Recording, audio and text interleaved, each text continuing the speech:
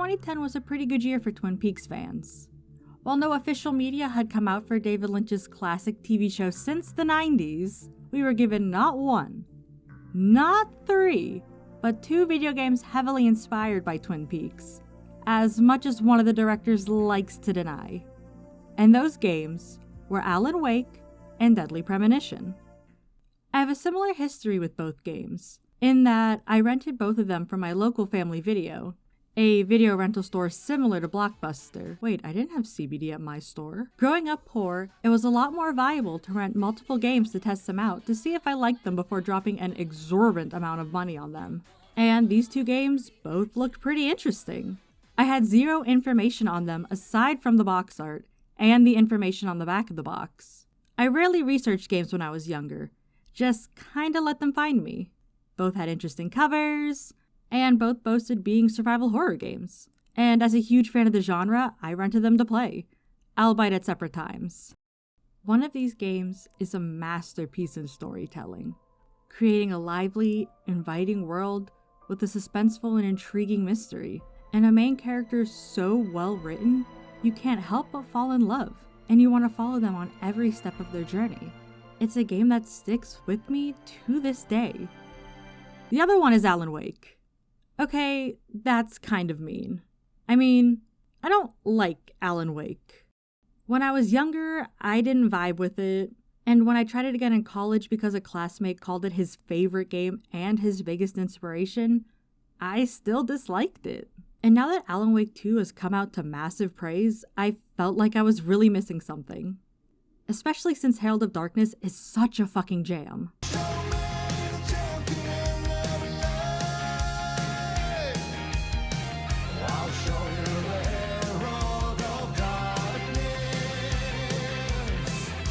Like, how is this incorporated into the second game? Because it's so good, and I can't fathom where this would be put other than the end credits.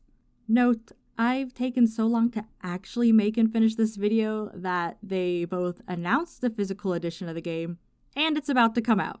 So I'll wait to buy that version because as much as I'm going to dog on Alan Wake in this video, I kind of live in this love-hate relationship with the guy. Anyways, I tried once more and actually got through the game. And not only did I still dislike it, I kind of started to hate it more and more. And I couldn't stop comparing it to another game I had played that came out the same year that had executed its similar premise better in my opinion. I can't say it's a bad game, but I don't think it's a masterpiece that it's been hyped up to be. So I wanted to go over what both games did wrong, did right, and did similar because, let's be real, they were both so heavily inspired by Twin Peaks and similar tropes from the genre. Now I'm only going to be discussing the first game in each series, that being only Alan Wake 1 and Deadly Premonition 1, no sequels. This is a 2010's video, baby.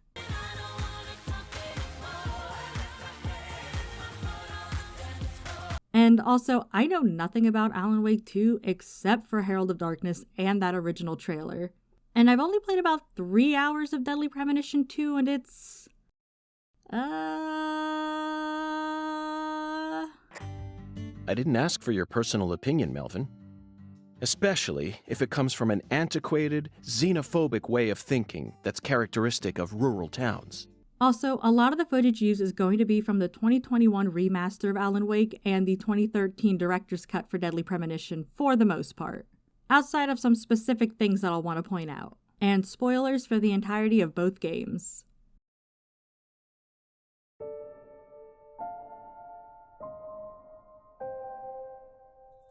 I'm going to explain the basic premise of both games, like the first hour of gameplay and story to give y'all a basic idea of what each of these games are about before I get into the little nitty-gritty of them and spoil the entire games. So if either of these games interest you and you haven't played or watched them, I highly recommend doing so. Because as much as I'm not a fan of Alan Wake, the premise and story are really interesting and I think it's worth checking out. My name is Alan Wake. I'm a writer. Alan Wake is a best-selling, award-winning, dick-slinging author who has come down with a severe case of writer's block from the stress of fame. His wife Alice, who has an intense fear of the dark, books a vacation for the two of them to the small town of Bright Falls, hoping it will kickstart his creativity again, and if that fails, try to get him to talk to the local therapist, Emil Hartman, who specializes in helping artists. At the local diner, Alan meets Rose, a super fan of his works, 2 members of the band Old Gods of... Yes!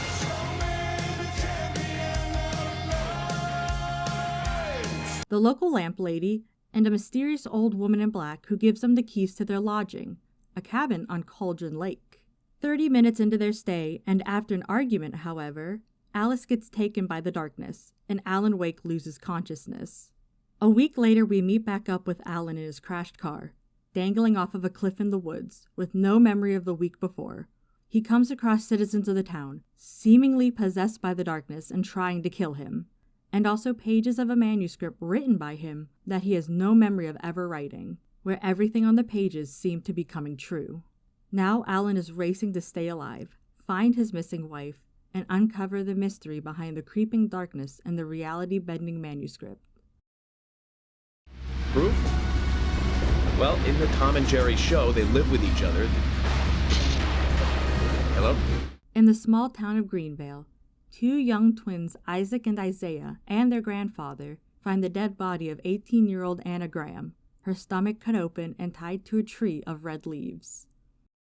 We then cut to FBI Special Agent Francis York Morgan on his way to Greenvale to investigate the murder, as it's suspiciously similar to other murders around the country, all of them pertaining to the murders of young women with mysterious red seeds at the crime scene. Before he can arrive, however, his car is run off the road by a man clad in a red raincoat and brandishing an axe. After the crash, Please, just call me York. That's what everyone calls me. York travels through the woods only to find mysterious shadow people impeding his way. He is seemingly unbothered by this whole scenario, only telling a Zach that the investigation has gotten a lot more interesting. He escapes and meets up with the local law enforcement, George, the sheriff of Greenvale, Emily, the deputy sheriff, and Thomas, the sheriff's assistant. Together, this group must uncover the mystery of who killed Anna Graham, as well as the other secrets lurking around the supposedly sleepy town. Like stated earlier, both games are survival horror action-adventure games that's main premise revolves around a small-town mystery. The biggest difference would have to be in their tone. Alan Wake takes itself very seriously, emulating the pulp noir novels that this game is both inspired by and parodying, with jokes sprinkled in along the way. Deadly Premonition, on the other hand, is a lot more campy and lighter in tone, and it never seems to take itself too seriously until the game starts sobering up during the final act. And even then it's still goofy. I mean, just look at how both games go about introducing their main characters. I've always had a vivid imagination, but this dream unsettled me. It was wild and dark and weird, even by my standards. So yes, it began with a dream. Following a typical nightmare pattern, I was late, desperately trying to reach my destination, a lighthouse. For some urgent reason, I couldn't remember. I'd been driving too fast down a coastal road to get there.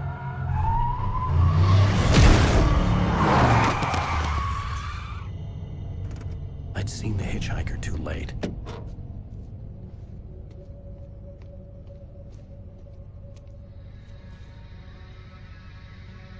He was dead. I was convinced they'd put me in jail and I would never see Alice again.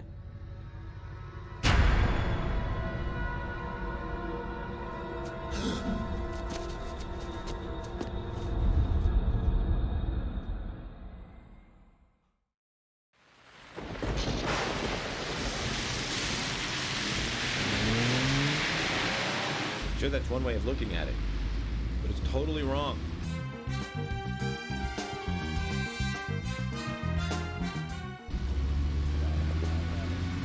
Listen, they both need each other.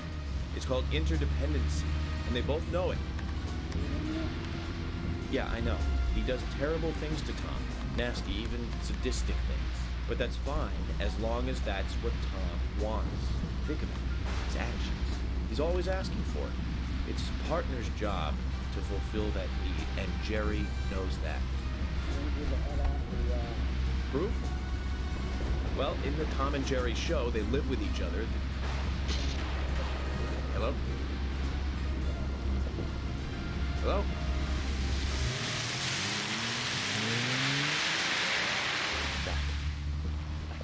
the Bureau still can't get me a satellite phone. Now time for the...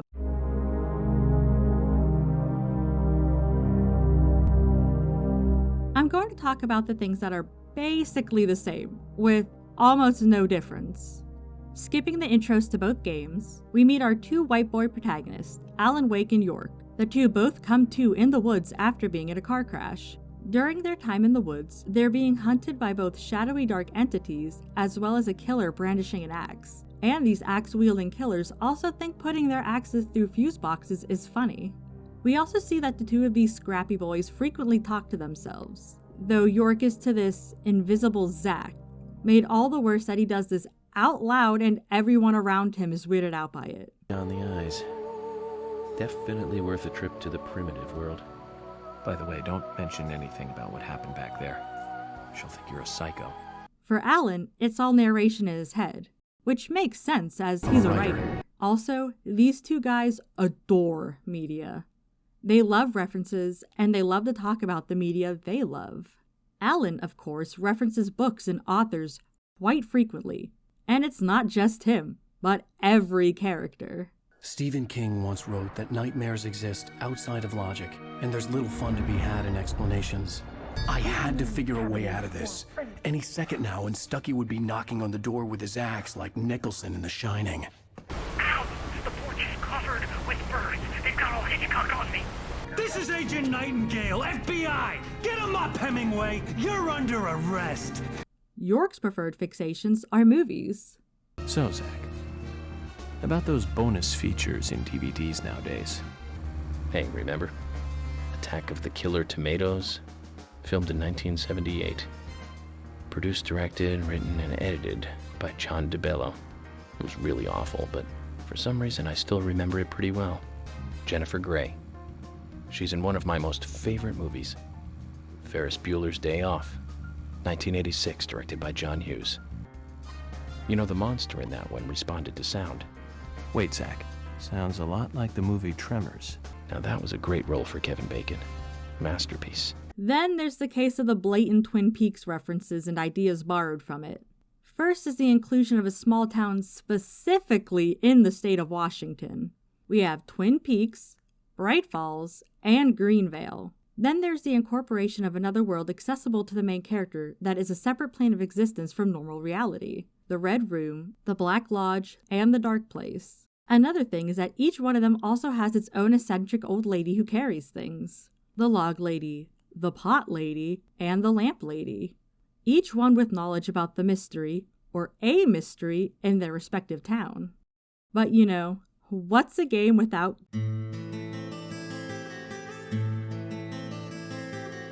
The gameplay for both of these games is ass. No getting around that. Both are janky, Deadly Premonition more so. It's known for being kind of broken and technically bad in multiple ways. From the sound design... That's nice. Polly, it might help to hear you better if you could sit a little closer. Oh my, Mr. Morgan. To the graphics...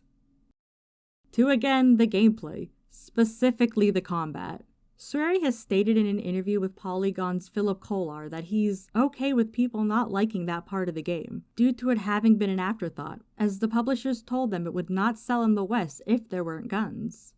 Alan Wake is dated and insanely tedious, which bogs down the whole experience.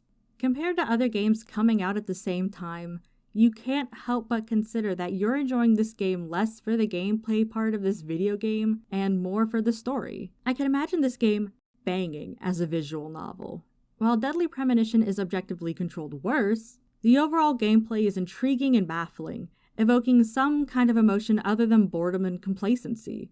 It adds in mechanics to make it being this kind of game worth it, whether good or bad. You know what? I'm gonna get sidetracked. Here's why I think Alan Wake should be a visual novel.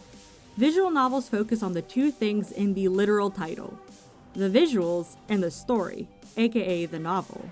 Alan Wake is a story heavily about stories. Writing the stories, reading the stories, and experiencing the stories. Putting it into a more text-based medium is a perfect middle ground between focusing on the reading and the gameplay aspects. This keeps the interactivity of the game while taking out the clunky combat that most people have an issue with, including me. If you want some gameplay, there can be minigames or mechanics added in, like Danganronpa's walking segments and trials, Dandelion's inventory and shopping mechanics, 999's puzzles and escape room scenarios, Long Live the Queen's choices in your stats and then stat checks, etc, blah blah. There's a lot of freedom in visual novels that could be used and tweaked to fit an Alan Wake visual novel. Want Alan Wake to still have that air of mystery that can only be revealed on a second playthrough, or things don't get truly revealed till near the end?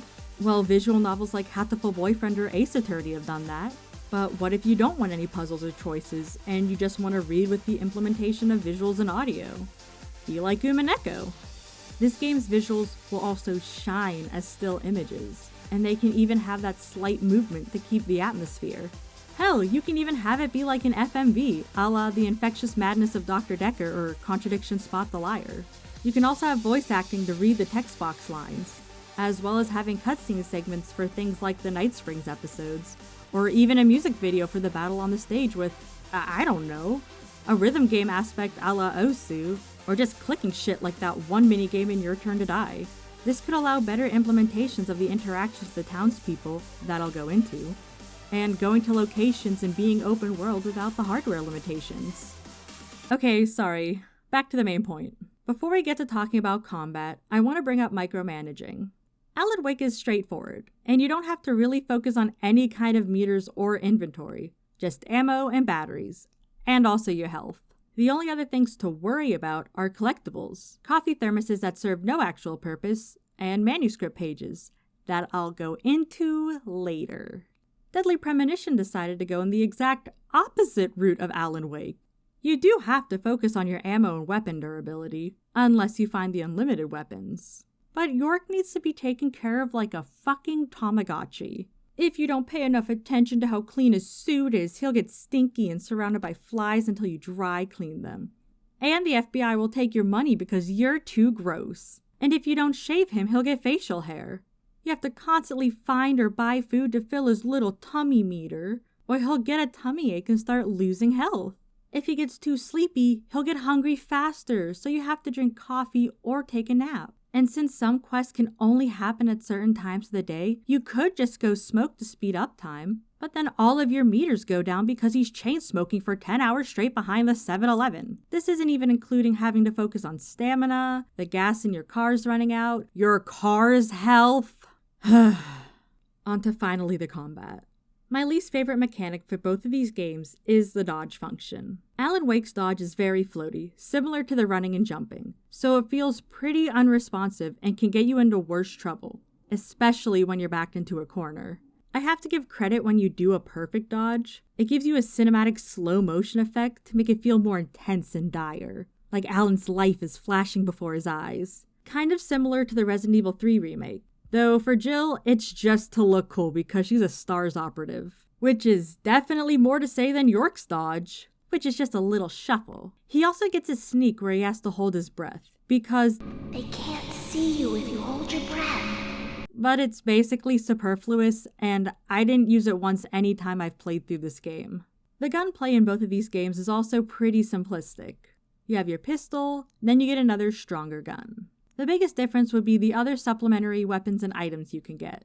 York can get a variety of melee weapons to fend off the shadows that all have different durability, as well as a lot more choices in guns. Alan's main weapon, though, is the light. The Taken, the main enemies you fight in the game, are weak to the light, so Alan has to utilize any light source he has, from street lamps above to his trusty flashlight. He can also pick up flash grenades, flares, flare guns, and better flashlights, but it always resets after you finish a chapter. These are a bigger asset than the guns, as without weakening them to light, your guns are useless. Though, I feel like Alan Wake doesn't utilize the light to its fullest potential, apart from one part of the game, that everyone agrees is the best part of the game. It's just those same items the whole time, and streetlights that only really deter birds. There are situations where I feel the usage of light could be imaginative. Make batteries more scarce and valuable, so we need to use the environment more. During one of the fights in the woods, there's a storm happening. How about having the lightning flashes affect the enemies for a brief period of time? or be able to utilize the headlights of cars that are around the street that you don't drive to assist you. Maybe during the one chance you have at exploring the town, you have to use the lights of stores to kill the Taken. I just can't help but think of other games that came out that also had flashlight mechanics that, while simpler, felt more natural and enjoyable. Take both 2009's Silent Hill's Shattered Memories and 2004's Obscure. One fits the bill of a survival horror about finding a missing person after waking up from a car crash. Cheryl? Sweetie? And the other is a survival horror where students have to utilize flashlights and light in general to kill creatures protected by the dark. In Silent Hill, Harry can also use flares to deter his enemies, and in Obscure, you have to use your flashlight, or other sources of light, to remove the dark corruption surrounding your enemies. But you don't have to remove the darkness, it just makes combat significantly easier. And on the topic of enemies, these enemies get very boring and repetitive. In both Deadly Premonition and Alan Wake, you have the same 3 enemies coming after you for the whole game. Person, large person, and an animal of some kind. Wake does have miscellaneous objects that fly at you and can cause damage, and Deadly Premonition has its 3 bosses and a vent crosser, but for 90% of both games, you're dealing with the exact same enemies coming at you in mindless hordes. And all you have to do is mindlessly kill them in the same way each time. These enemies also babble and talk at you. The Taken recite things from their past life, similar to the zombies in The Dead Don't Die. You get 2 pills in the morning, and then you'll be nice and calm all day long. Chardonnay. Did she just say Chardonnay? Yeah, she did. In Deadly Premonition, they groan and beg for their life, which is pretty depressing to think about after you get past the fact that they're breaking their backs and crab walking at you.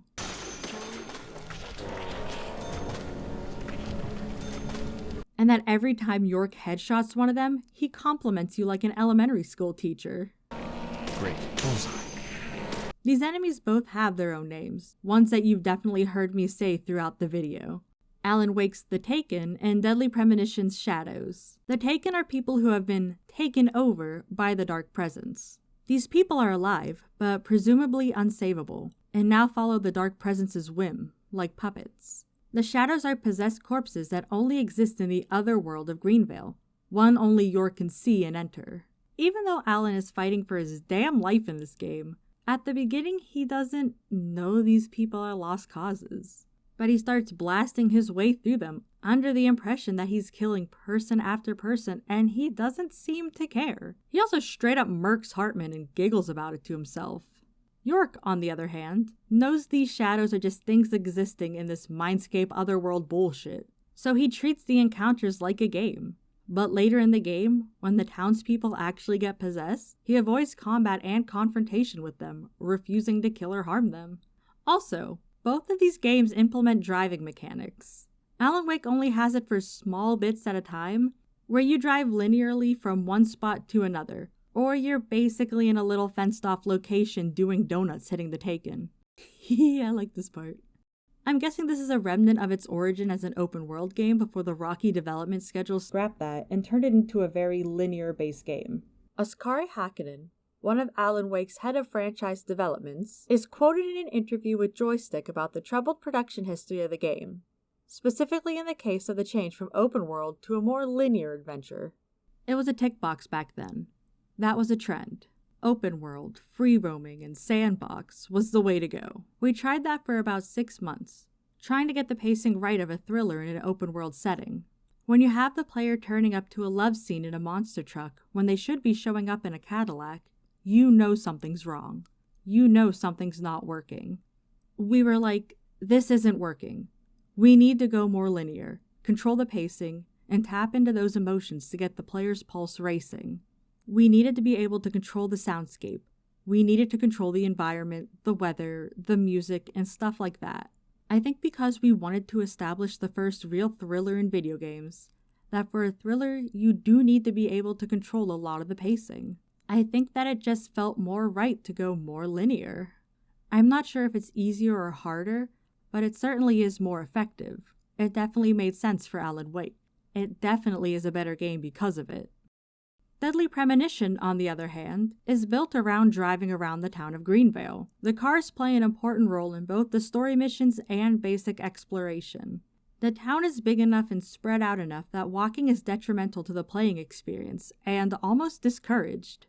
You can buy, or steal, a bunch of different cars that all drive differently, be they easier to handle or faster than others. But no matter the car, they all have two things in common, and that they all have this uncanny need to want to go off-road and upside down while you're traversing the town. Now, speaking of the town,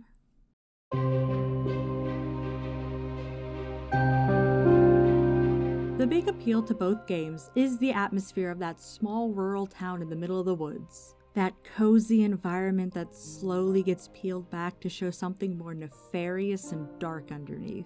You need to draw your audience into this world, with the ambiance and the characters and townspeople to get them invested in this small town mystery. And I feel each game focuses in on a different aspect that they feel matters more in drawing you in. And depending on which you value more, you'll probably find one is better than the other at depicting a small town. With how I've been talking, you can probably guess which game's choice I value more.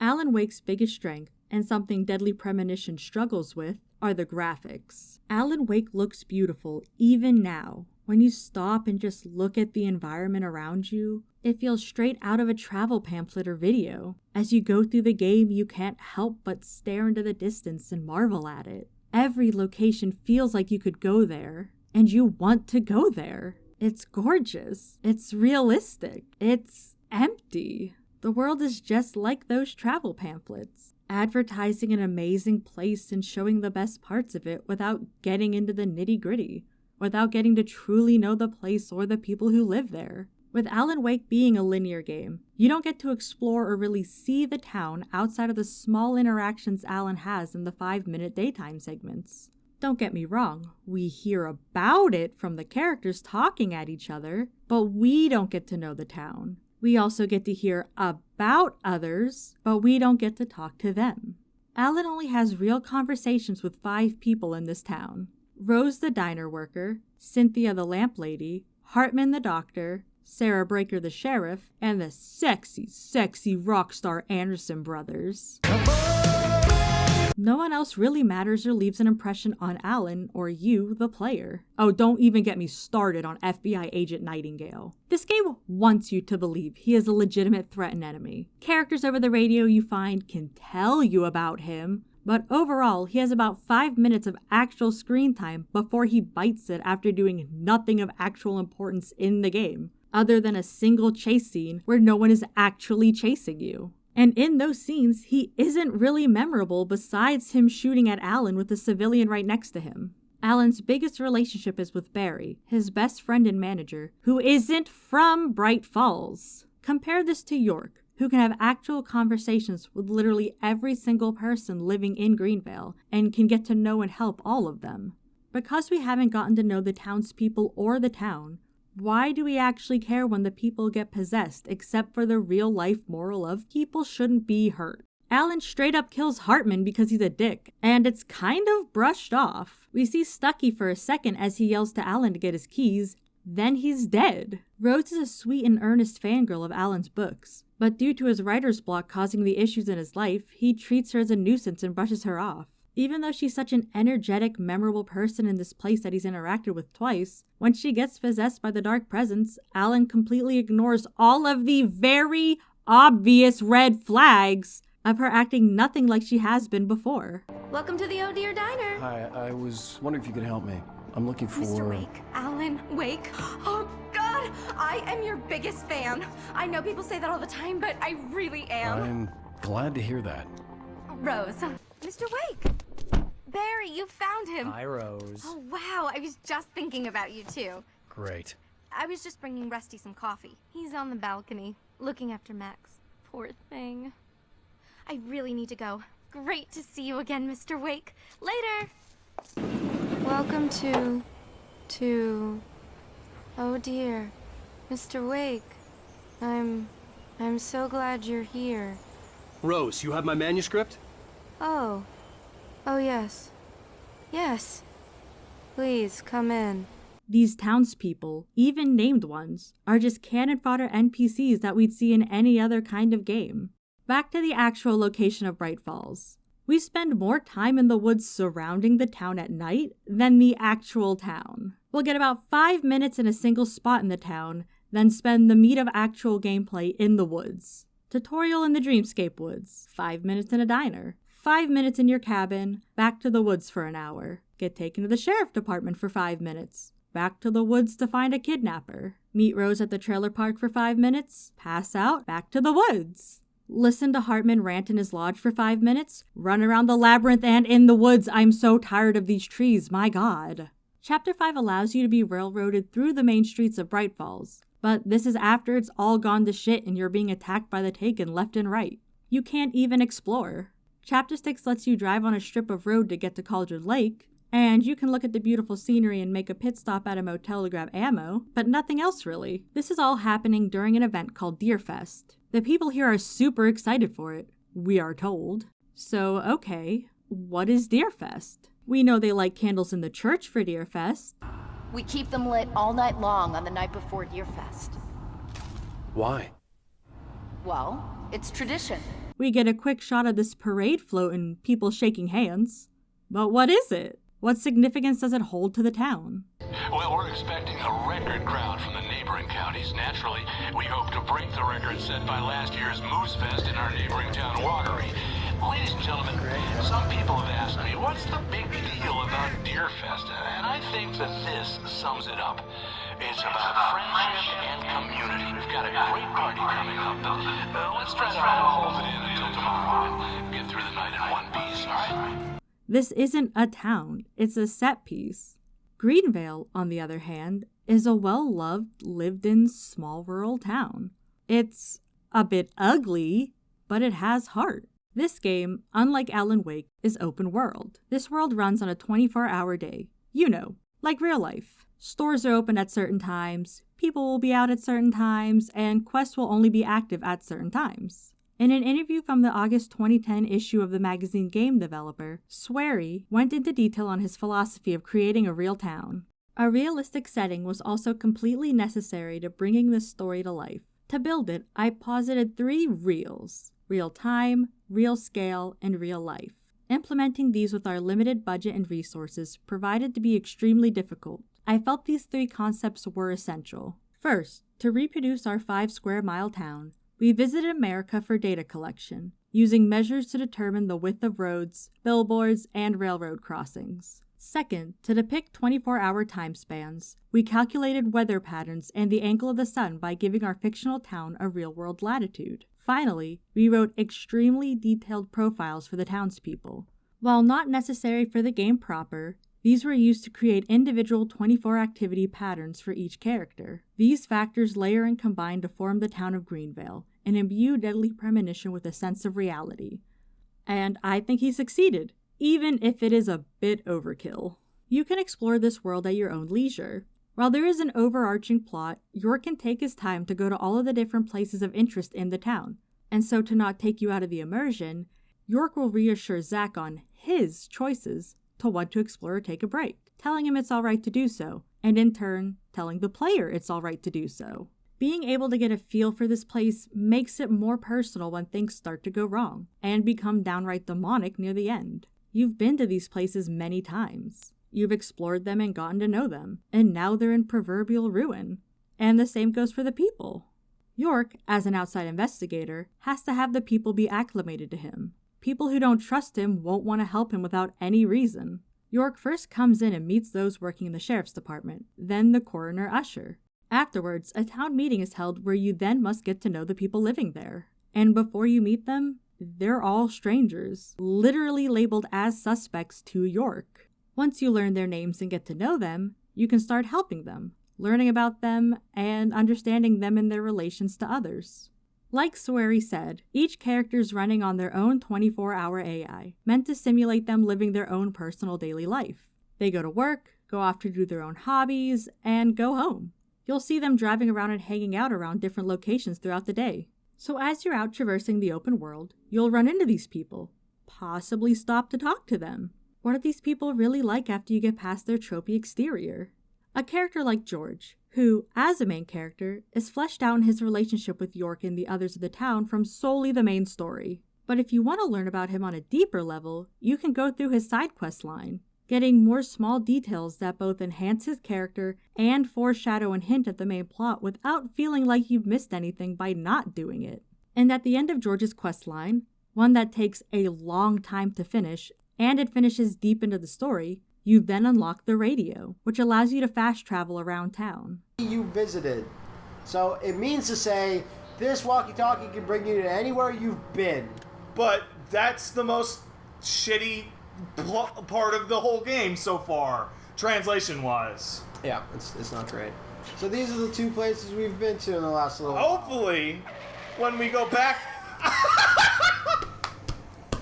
What the fuck is that shit? To earn the right to skip driving around Greenvale, you had to have already traveled and explored it, and shown interest in the world you're in. Swery understood the importance of getting you invested. You care for these characters, and when things go wrong, when these characters die or get possessed, you feel something for them. Because you know what they meant to other people, and you feel that loss in the town when you go back and talk to others. And when everyone gets possessed, you don't want to kill them. York's hesitancy and refusal to hurt them feels real and natural. One game feels like you're a tourist in a town that's underdeveloped. The other feels like you're a visitor willing to learn and care.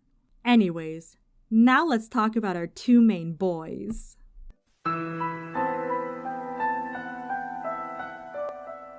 And here's one of the biggest reasons I don't like Alan Wake. Because I don't like Alan Wake. The dude. The main guy. The big cheese you play as and the guy you're supposed to root for and sympathize with is a huge piece of shit. And not a justified piece of shit or an interesting piece of shit. Just a piece of shit whose self-centered nature and actions towards others bears him no consequences or reason to critique his actions in-game. He's rich, he's famous, he's miserable. And that all gets channeled into him being unnecessarily mean to everyone around him, minus Barry, his beloved. He blatantly insults Sheriff Breaker after she gives him a surprisingly light grilling, even though she's justified in taking him in for questioning. His wife is missing and there's a dead man, but he immediately treats her like a stain on the ground. In the case of Rose, yes, it must be annoying to be bothered by a fan on your vacation. But Rose isn't that over the top. She barely gets out one sentence before Alan writes her off in the most dismissive way and treats her like a little cockroach. What an airhead. Jeez, Mr. Takes a swing at everybody. Before he even knows Hartman's ulterior motive, he punches him straight in the face and still faces no consequence for these actions. Like, what? You can just do that if you're a famous author? I want to see George R.R. Martin get away with this. His driving motivation is to save his wife from the darkness. But even here, we only see him interact with his wife for about 20 minutes in the beginning, and then a flashback at the end of the game. You kind of just have to take their word on how close they are and how much they love each other, because we don't actually get to see it. His ego and self-centered nature makes him hard to want to sympathize with. He's a smug guy who looks down on other people, too preoccupied with his own thoughts to truly see those that are around him. And he never has to confront this way of thinking or change. He just gets a 180 in Chapter 5 and 6 when he wants to save Breaker and Barry. I'm saying this more on the line of him wanting to save Breaker. It's hinted that Alan does suffer from depression, stemming from his writer's block and intense expectations from his fans. We know the writer's block is causing a strain on his marriage and pushing him towards alcohol. But during his hangover in the flashback near the end of the game, he acts the exact same sober and throughout the whole game. Hey, honey. Did you watch the show? I didn't say anything stupid if that's what you want to know. Okay, Grumpy. You want an aspirin or something? Are you going to start with me about drinking now? You know what? Go back to sleep, Alan. The only time his character seems different is during his television interview, where he's probably putting up a front. I don't believe his mental illness gives him a pass to be allowed to be holier than thou to everyone he meets. Now here's York, special boy York. In the beginning of Deadly Premonition, you get a sense that York is going to be a better-than-you city boy cop. I mean, he is an FBI agent. It feels like he's going to be an asshole just like Alan. Though unlike Alan, York, on the other hand, has his actions thoroughly scrutinized by the other characters in the game, And as the player, you're free to make your own opinions from this perspective of both York's actions and others' interpretations of them. Here's an example. When he first meets Emily, he starts talking about her out loud to Zach, and it's a dick move. She's clearly annoyed. And as the game goes on, and these characters interact and become closer, they start to open up to each other. First, York explains he doesn't want to talk about Zach because it's sensitive for him, and Emily, while confused, respects this. What are these scars? Just like your Mr. Zach. Something private. I don't have to tell you about it. Of course. Just like Zach. We can understand that, right, Zach? Later on, York starts to open up bit by bit about Zach to her, like stories about him and about his own emotions. Zach is a friend of mine. Oh, so you do have friends. Yeah. He's my only friend. It takes time, and a mutual respect grows between the two. York is also, overall, a very positive and respectful guy. He's cocky and full of himself at times, similar to Alan, but it never seems to be in a place of I'm better than you. He's just more focused on his and Zach's thoughts and gets lost in them in those conversations between the two of them. And unlike Alan, York is nice to people. He compliments others and hypes them up. One example being him praising Thomas's cooking skill and asking them to cook for him.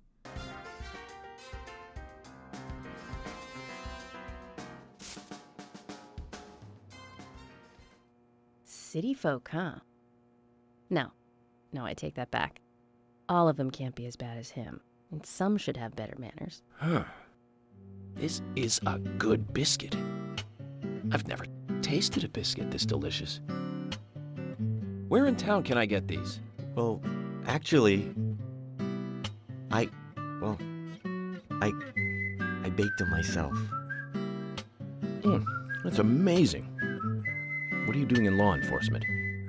I'm very particular about biscuits, I'll have you know. The balance of milk and butter you've achieved here.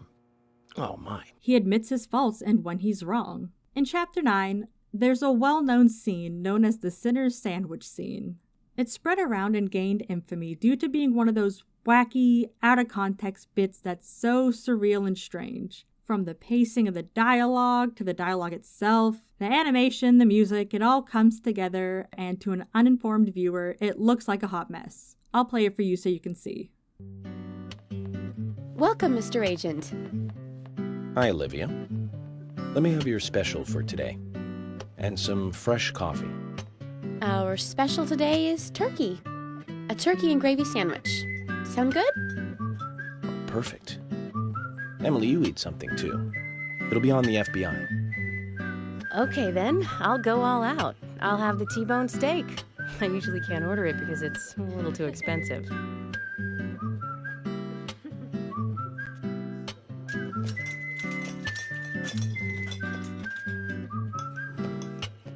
Mrs. Olivia Cormack, I am here for Mr. Stewart's lunch. If it is ready, I'd thank you a bunch. Yes, of course. Just a moment. Here you go.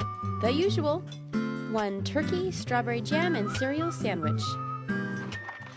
Sounds like the sinner's sandwich. Self-inflicted punishment to atone for past sins. He's setting an example. Mr. Francis York Morgan, you should try this wonderful lunch. It's more than a delicious, tasty crunch. So says Mr. Stewart. No, that's fine. I've just ordered my own lunch.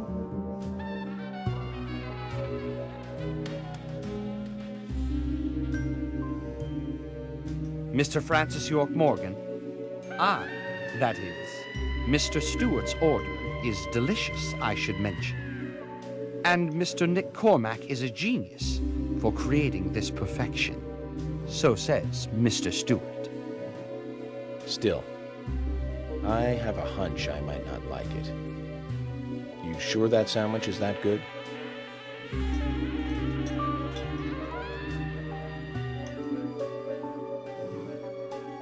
Mr. Francis York Morgan, Making decisions based on intuitions is always a sign of bad FBI agents. So says Mr. Stewart. Harry, you're right. I'll give it a try.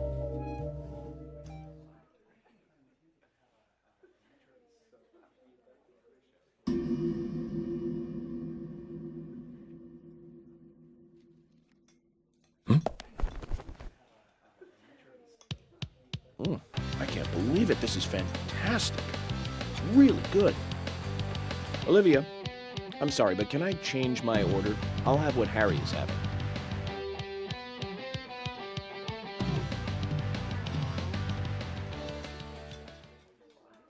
So yeah, it does look like a hot mess. But in this scene, we see York go through a mini character arc. York here is still seeing Greenvale and its citizens as backwater civilians. When Michael and Mr. Stewart come in to purchase his Sinner's sandwich, there's a comedy that comes in the form of York somehow understanding this secret meaning behind the sandwich, one in which Mr. Stewart doesn't actually believe in and he just thinks it tastes good. York, still thinking he's a little freak, agrees to try it just to be able to prove it isn't good. When he does try it, he's shocked and he's able to admit he was wrong out loud to everyone in the room, and he changes his order to that sandwich. While it's all framed like a joke or a kooky bit, it really does show York's ability to try and see others' points of view before sticking to a final verdict, the makings of a true detective.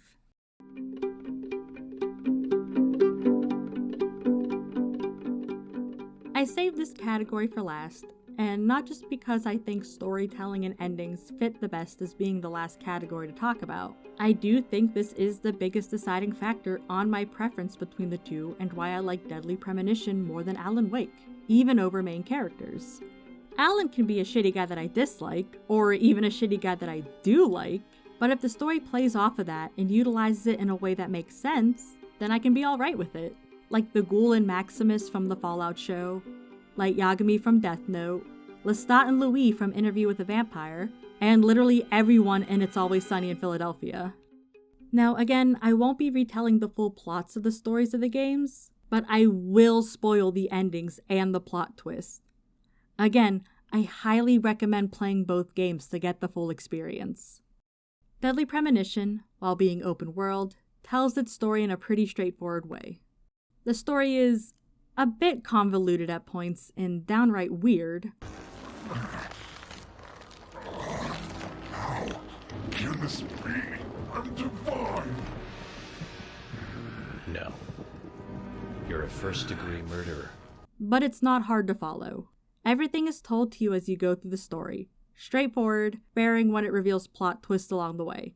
It's a mystery game in the end. Now, Alan Wake. Alan Wake. Alan Wake is technically told in two ways. One is just a straight play through the game, just like Deadly Premonition. Cutscenes, characters speaking, Alan's internal monologue, all that jazz. The other way that you learn about the story of Alan Wake is through the 160 manuscript pages that are scattered about the world that you may or may not find because they're optional. And I went and found a PDF of every manuscript page, lovingly put together by Silvala95 on Reddit. Let's circle back to FBI Agent Nightingale. FBI ain't got shit on me. Like I said before, he has approximately 5 minutes of screen time, with no explanation to him other than he's an FBI agent. My bad, former FBI agent, with a very happy trigger finger wanting to take Alan Wake's life. Why? The game doesn't tell you anything about him or his motivations unless you find multiple missable manuscripts that pertain to him. These are where you get all of your information for his character. He knows about the manuscript, he knows about the darkness, and he wants to kill Alan for writing this. And I didn't learn this until my research, but apparently you still don't learn about his true character motivation unless you read the actual novel. And it's not just Nightingale. This is how you get the supplemental information for most side characters and townspeople in this game. Mott, the guy who allegedly kidnapped your wife. The Anderson, my two beautiful rock stars. Stucky, the man who you were supposed to get your keys from at the beginning who immediately goes missing. Sarah Breaker, one of the most important characters of this game. You don't get to actually know her until you maybe find the specific manuscripts that are about her. This is literally every character. Disappointingly, the manuscript doesn't add much to Alice and Alan's relationship either. On page 46, it's written, Barry had never gotten along with Alice, but he knew Alan loved her with an almost frightening intensity. And now something had happened to Alice. Page 27 has Alan reminisce on why Alice is scared of the dark and how he understands that now. On more than one occasion, Alice had tried to explain to me how it felt to be afraid of the dark. To her, darkness wasn't simply the absence of light, but something more tangible than that. It was something you could touch and feel. I'd never really understood what she meant, until now. Like said in a previous section, these are all things told to you, not organically learned, and it is all completely missable. The manuscript also gives you the basic summary of everything in this game due to the fact that it is the manuscript Alan has been writing that's all becoming a reality. But in these writings, we are given more concrete information and concise explanations about the going-ons and the plot than the actual cutscenes. All of your info about the Dark Presence and Thomas and Barbara are basically told in the final chapter of the game, and it is an info dump. And then whenever you get to your cabin on Cauldron Lake, you get another huge info dump, again about Thomas and Barbara's involvement with the Dark Presence in the other world. The storytelling for this plot just feels disjointed. But since I'm also disjointed, let's now dive deeper into the way that these two games handle their endings. Both of these games end in the main character having to sacrifice themselves to get rid of the darkness over their specific towns. For York, we find out that he has dissociative identity disorder, and was an alter created after Zack, the original body's host, experienced the murder-suicide of his parents at the hands of the main villain of this game. York's sacrifice takes the form of him retreating, taking the backseat and going dormant so Zack can have control of his body once again, much to Zack's fear. It ends on a hopeful note, of Zack ready to go back into the world, now with some of the remaining members of Greenville as acquaintances and friends. Even though he lost two people he cared for deeply, he's able to go on to forge his own future, as he was the one who was able to get revenge and closure for his past. For Alan, he sacrifices himself to stay trapped in the dark place to allow his wife, and the others who have died to the Dark Presence, to be written back into reality. As he sits in the dark place, he contemplates how he can get out of the dark place himself, with him typing out his final line, both in the game and in his novel Departure. It's not a lake. It's an ocean. It's not the case of a happy ending versus a sad ending that's bothersome, because that is a big difference between the two. It's that sense of closure and completion. In a 2010 interview on Game Informer's website, Sam Lake explains that, from the very beginning, we had created Alan Wake to be something bigger than just one game. That was the goal all along. So yeah, the first game is the first season and it takes you deep into Alan Wake's world. By ending on a cliffhanger, they believed they were going to be continuing the story in another manner. Would it be a sequel game? A novel? A show? Would this be a case of transmedia storytelling, especially since they created a novelization of the first game that came out the same month? But no. Years and years go by, and there's no sequel. Not as a game, not as a book, zip, nada, nothing. In hindsight, yes, we learn about the rocky production history of the now-released Alan Wake 2. But in 2010, all that players were given was a game that ended on a sudden cliffhanger with no true resolution. We just end on Alan's words, "It's not a lake, it's an ocean." It's like when your favorite show gets canceled after a season. It sucks. Deadly Premonition was a complete package, where players bought and played a game and were able to experience the whole story without the necessity of sequels or DLC. While Alan Wake was originally conceived to have multiple installments, this ending felt like it was written to need another piece of the puzzle, and is not satisfying in and of itself, especially when people had to wait years to even be told there is a sequel.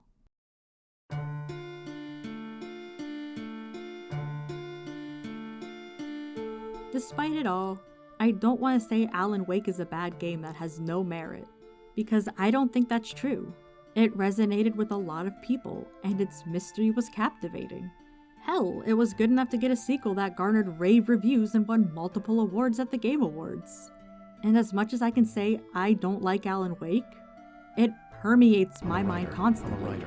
I enjoy the memes. I enjoy thinking about it.